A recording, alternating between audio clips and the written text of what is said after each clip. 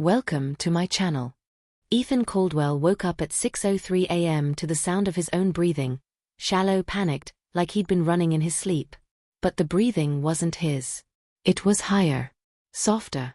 The radiator in the bedroom hissed and clanked, a metallic heartbeat that didn't match the one in his chest.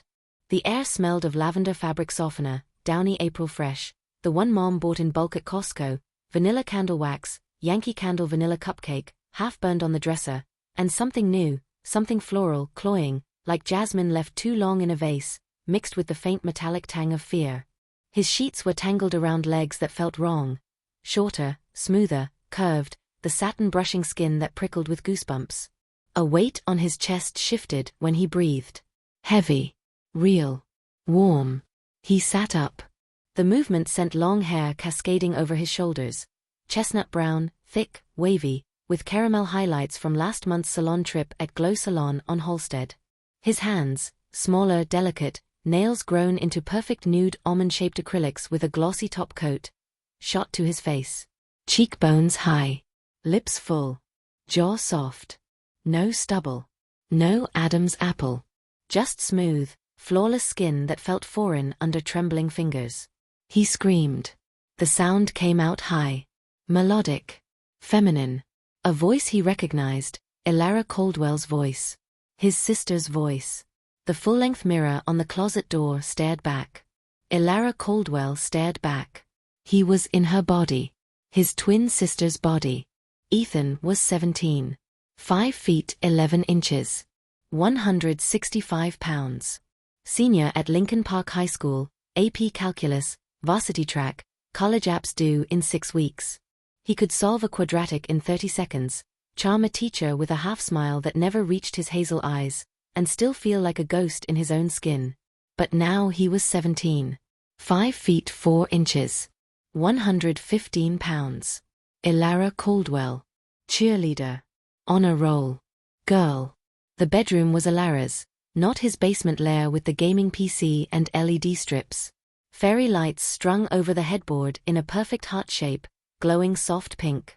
A white vanity with gold knobs, covered in Charlotte Tilbury Pillow Talk palette, Dyson Airwrap still warm from last night, Fenty Gloss Balm in fussy, Morphe brushes in a rose gold holder. A signed Taylor Swift poster from the Eras tour, framed in white. A navy cheer uniform draped over the velvet chair, crop top with LPHS lions in gold sequins that caught the dawn light, matching pleated skirt with built-in shorts, white pom-poms with gold handles resting on the floor. A corkboard above the desk, photos of Elara and Ethan at age 6 in matching Halloween costumes, Batman and Robin, Elara and her squad mid-stunt at last year's state finals, Elara and Ethan at the lake last summer, Ethan mid-laugh, Elara sticking her tongue out.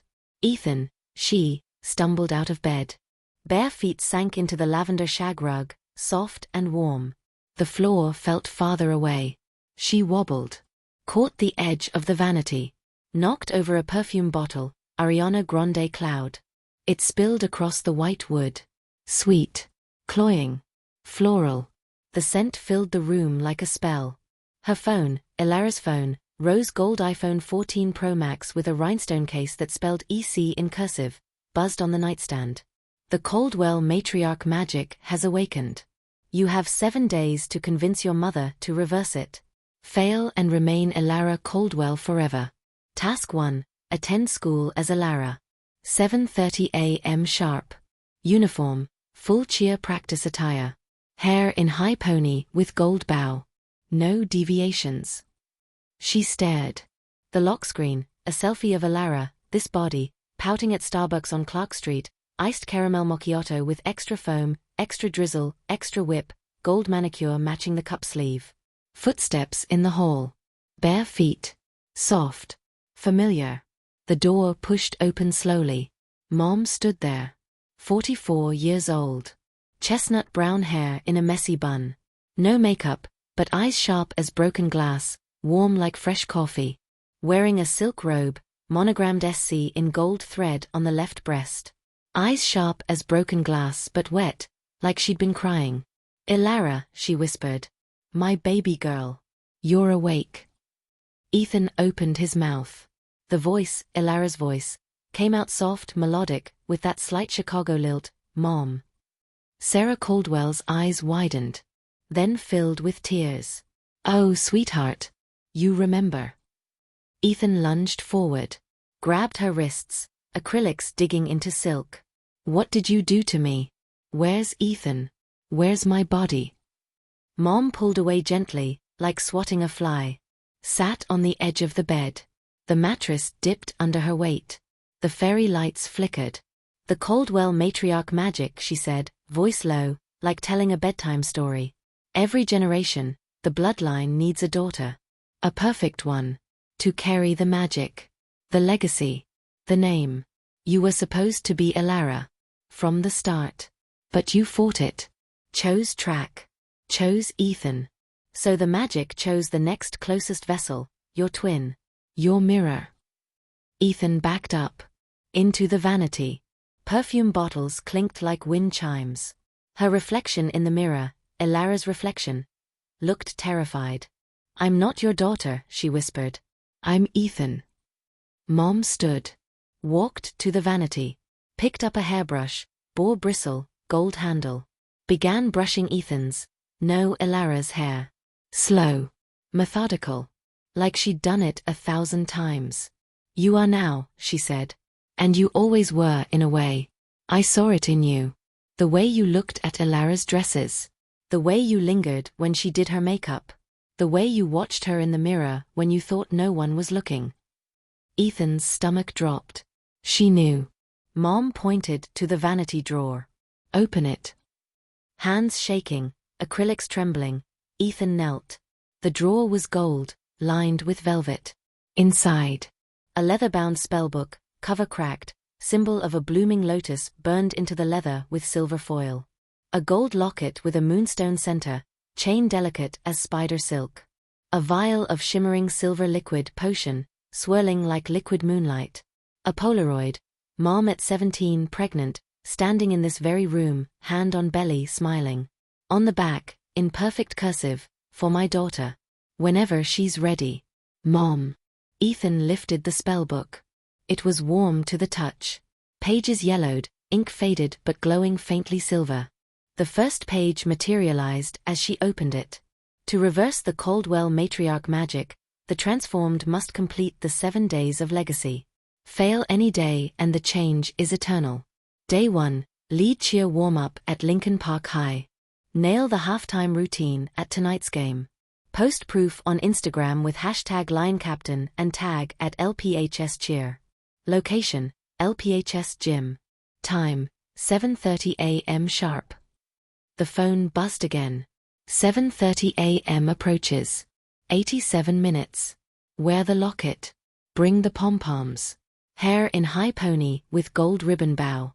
No deviations. The magic is watching. Ethan looked at Mom. "Help me," she pleaded. Mom's face softened. Then hardened. "I tried to fight it. My mother turned my brother into me. He became Sarah. I became the vessel. You were next. You fought. Chose track. Chose Ethan. So the magic chose Elara, your twin, your shadow, your other half." Silence. The radiator hissed. The fairy lights flickered like a heartbeat. Ethan opened the locket. Inside, a tiny mirror. Her reflection stared back. Elara Caldwell. Cheer captain. Honor roll. She clipped it around her neck. Cold metal on warm skin. It pulsed. Once. Mom handed her the cheer uniform. For the walk. Lincoln Park wakes early. And the magic hates tardiness. Ethan wrapped the crop top around her shoulders. It fit perfectly, like it had been waiting. The sequins caught the light. The skirt swished when she moved. The stairs creaked as they descended. The Caldwell house was alive, walls breathing, family portraits watching with painted eyes. Great-grandmother Lila in oil paint, chestnut hair and smiling, eyes following like she knew. Outside. 6:57 a.m. Lincoln Park streets quiet. Fog thick as cotton. Street lamps flickering like dying stars. They walked. Past Brood Awakening coffee shop, still dark. Past the park where Ethan and Elara used to race until midnight. To Lincoln Park High, red brick, lion statue at the entrance with one paw chipped from a prank in 2019. 7:27 a.m. The gym doors creaked open. The smell hit like a wave: sweat, floor wax, Victoria's Secret bombshell, and the faint metallic tang of fear. Mats unrolled. Speakers humming. Coach Patel, whistle around neck, clipboard in hand, ponytail tighter than her smile, stood at the front. Ilara Caldwell, front and center. Ethan walked in. Pom-poms squeaking with each step. Skirt swishing. High pony bouncing. Gold ribbon bow perfect. The squad was already there. 20 girls. All eyes on her. Mia, Ilara's best friend, blonde curls, freckles, dimples, waved. Finally. You're late, Captain. Ethan's legs moved on muscle memory. 10 years of cheer. She led stretches. Arm circles. Lunges. Jumping jacks. Her voice, Ilara's voice, rang out clear. 5, 6, 7, 8. The routine. Jumps. Kicks. Back handsprings. The halftime stunt. Ethan at the top of the pyramid. Hands on Mia's shoulders. Leg up in arabesque. The squad held. Perfect. Flawless. Coach Patel clapped. Caldwell. That's the fire I want at Nationals. The phone buzzed in her skirt pocket. Day 1 complete. The magic listens. Proof posted. Day 2 begins at midnight tomorrow. Task: brew the legacy tea in the Caldwell greenhouse. Ingredients: moonflower petals, mother's tears, daughter's blood. Drink it under the stars. See the truth, or lose your past forever. Ethan collapsed to her knees on the mat. Sweat beading on her forehead. Pom-poms trembling in her hands. Mom knelt beside her. Whispered, "You're not alone, daughter." But the mirror in the locket cracked. A single line down the center. Like a fault line in glass. Ethan's reflection smiled. Ilara smiled. And for the first time, Ethan wasn't sure who was in control. Who was real. The ache in her chest wasn't just fear. It was recognition. Summaries.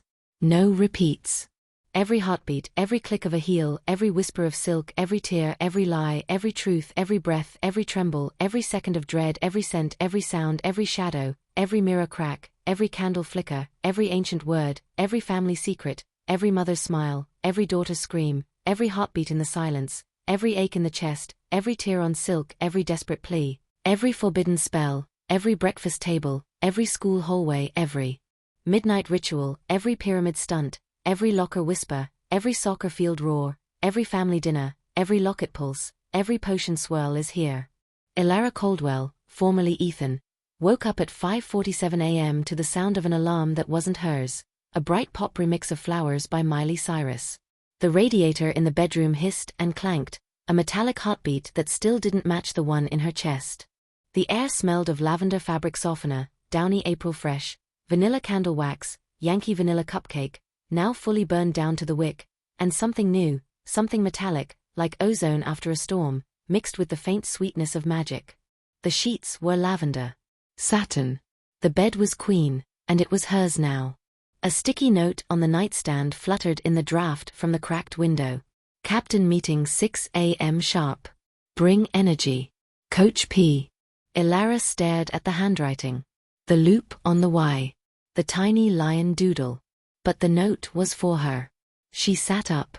The body moved with practiced grace, lighter, curvier, real. Long chestnut hair tumbled past her shoulders, caramel highlights catching the dawn light. Her hands, smaller, delicate, nude almond-shaped acrylics, brushed the strands away. She caught her reflection in the vanity mirror. Ilara's face. Hazel eyes. Freckles. Full lips. Forever. She was 17. 5 feet 4 inches. 115 pounds. Captain of the Lincoln Park High Lions cheer squad. On a roll. Ilara Caldwell. The phone, her phone, buzzed on the nightstand. MIA, girl, where are you? Practice starts in 13 minutes. Coach Patel, Caldwell. Do not be late. Captain duties. Day 2 of your new life. Task, lead warm-up. Nail the pyramid. Post proof on Insta #LionCaptain. Fail and face penalty. Ilara's stomach dropped. Penalty. She remembered the spellbook.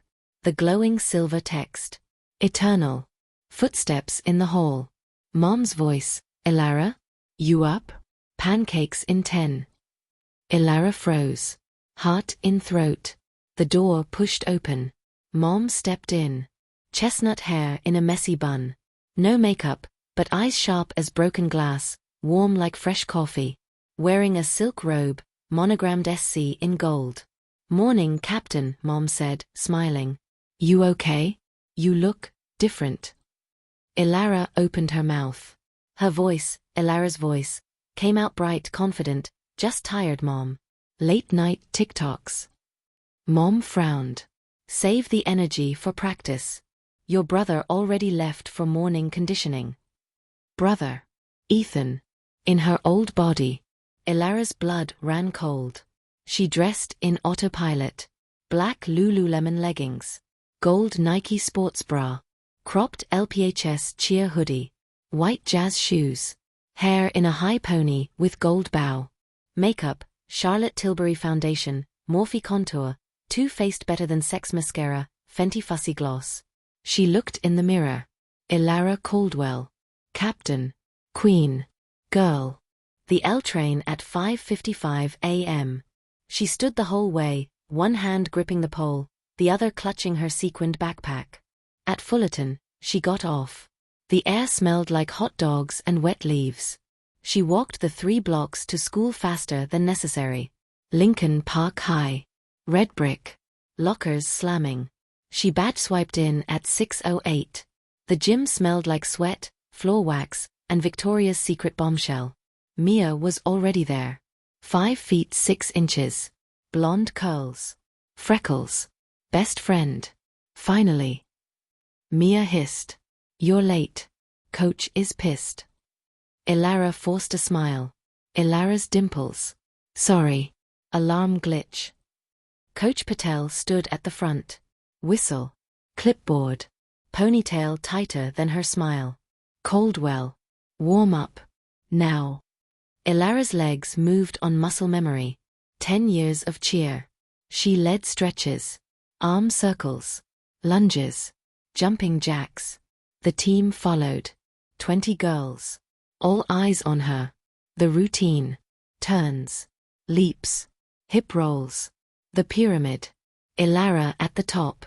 Hands on Mia's shoulders. Leg up in arabesque. The team held. Perfect. Coach clapped. Caldwell. That's the fire I want at regionals. The phone buzzed in her pocket.